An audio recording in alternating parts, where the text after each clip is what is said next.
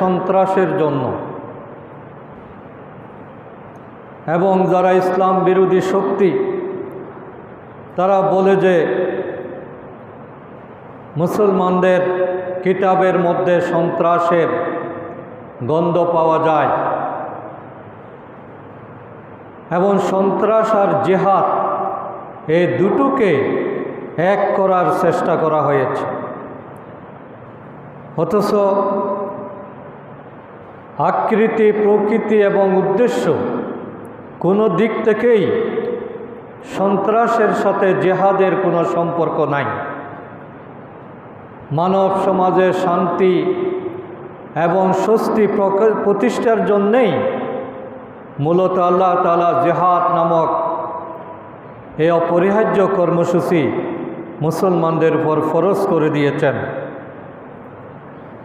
জিহাদের সূচনাটা মূলত মানুষের বক্তব্যের মাধ্যমে, লেখনের মাধ্যমে, সমাবেশের মাধ্যমে মানুষ আল্লাহর দ্বীনের দিকে মানুষকে আহ্বান জানায়।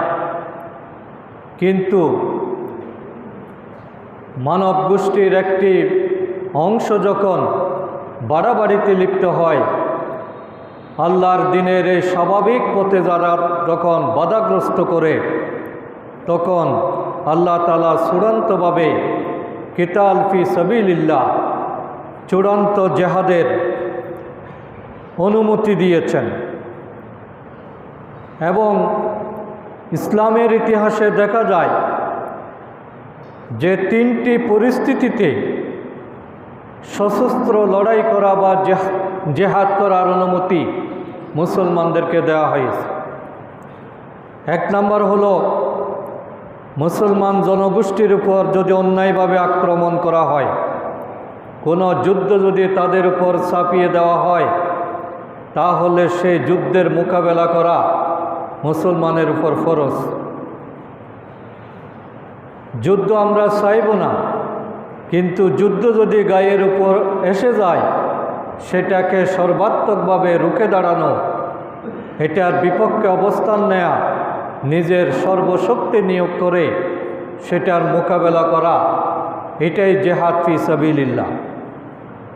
দুই নম্বর হলো মুসলমানদের কোনো জনগোষ্ঠীকে তাদের বৈধ অধিকার, তাদের নিজ বাসস্থান, নিজ দেশ থেকে যদি অন্যায়ভাবে বিতাড়িত করা হয়, বহিষ্কৃত করা হয়, তাহলে সেই বাসভূমি ফিরে পাওয়ার জন্য, তার নিজস্ব ভূমিকে উদ্ধার করার জন্য